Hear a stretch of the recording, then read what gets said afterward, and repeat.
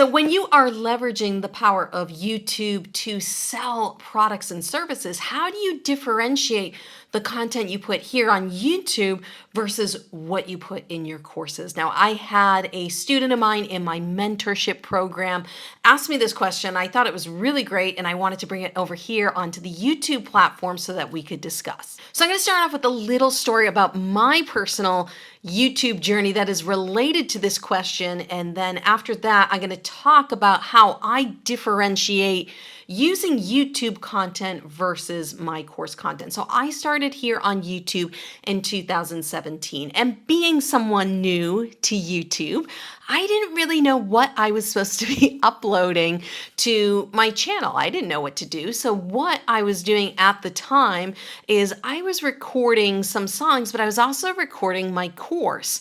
And I said, well, why waste all this material that I'm recording? I just uploaded my course to YouTube. So in 2017, a lot of the content that I was putting on the channel was actually the content that was in my course. Now, here's the crazy thing, and this is why I tell clients, they ask me this question, put good stuff over on YouTube. Don't worry if there's a little bit of overlap, because people still went and bought my course. So in 2020, even though people could probably find most of my course content on YouTube, I still sold $16,000 in courses. Now, why and how? The reason why is because people come to YouTube because they have a problem. All right. And they're searching for answers.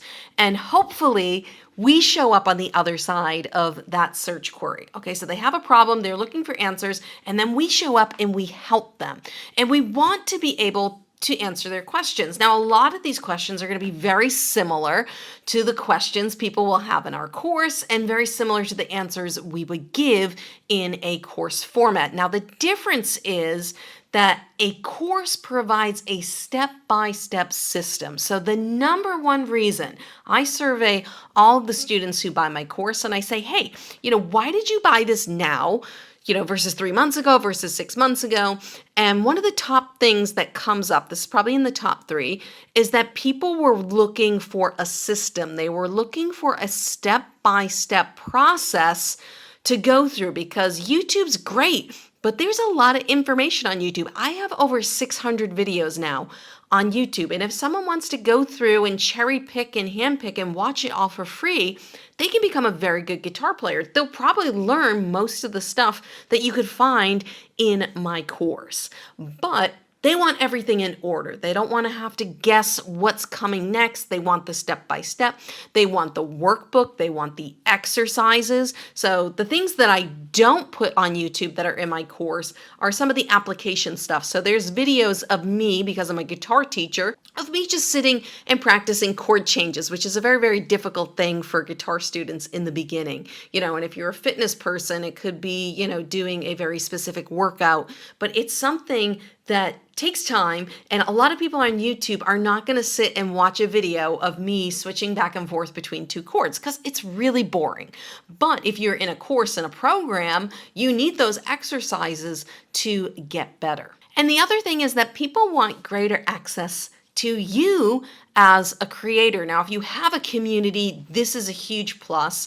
I have mine in my Kajabi platform, but when I first started, I just had like a free Facebook group, and it was a way for people who bought the course to get closer access to me, because that's what people want. They really want access to you as a creator, the behind the scenes. So if you can offer that, that's something they can't get on YouTube. Yes, I go live every once in a while, but in my Facebook group or in my community, I share a lot more personal stories. I'll go live and just say hello and share some motivational stuff.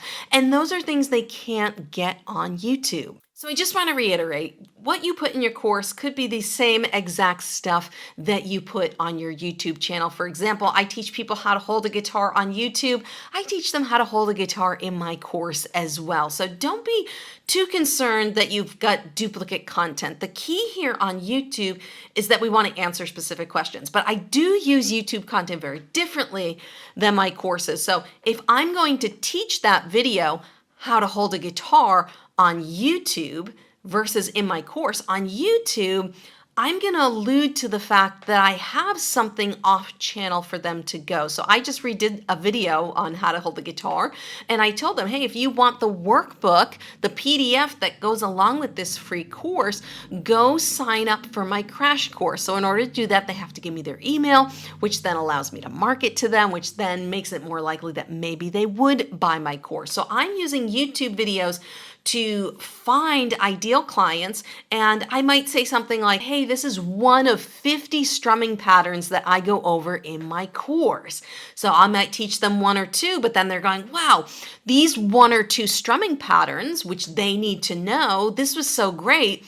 Lauren says she has 48 more over in her course. So you're always kind of alluding to the fact that there's something else, there's something bigger, there's something better, and that they can get that step by step. And that's what a lot of people are looking for. They're looking for the shortcut, they're looking for the system. Okay, people have problems, they want to solve them. The people who really, really want to solve their problems want to buy a program that's going to help them solve it, as opposed to wasting time searching for things randomly on YouTube. The other thing we need to do in our YouTube videos, especially if we're sending people off platform. Now, we don't want to do this every video. YouTube doesn't like that.